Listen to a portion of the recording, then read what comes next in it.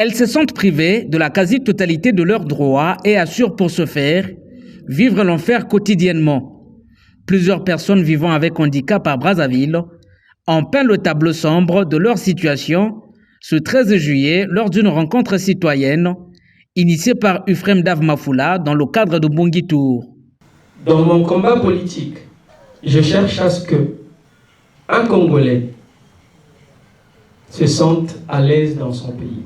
Mais pour ce qui est de la situation que vous vivez, je pense que si Dieu me fait grâce et que les Congolais me soutiennent dans mon combat, nous allons faire énormément de choses. Albinos, aveugles, handicapés moteurs, sourds et muets, tous affirment avoir rencontré des oppositions sociales contraires à leurs attentes, à l'instar de la discrimination, le manque d'accès au recrutement et le rejet des inégalités que les victimes souhaitent que ça prenne fin. Il faut que l'État puisse avoir une vision pour des problèmes vivant avec handicap. C'est-à-dire, il n'y a pas la vision. Nous avions des lois, nous avons des opportunités, mais le problème d'abord c'est la vision, l'accomplissement, la concrétisation. Donc c'est ça le problème. Il faut aller plus au-delà.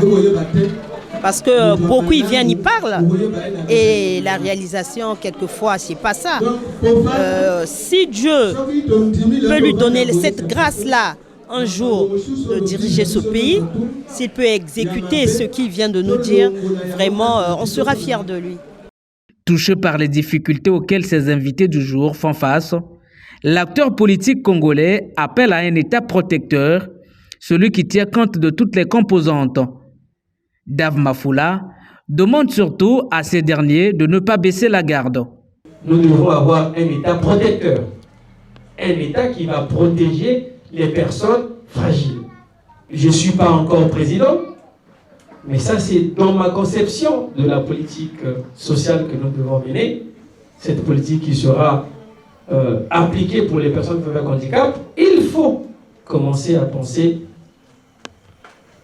à allouer un budget pour les personnes vivant avec handicap. Mbongi Tour pose ses valises à Brazzaville après son passage dans diverses localités du pays. Avec à la clé une seule mission, donner la parole aux Congolais pour exprimer ce qu'ils vivent dans tous les domaines.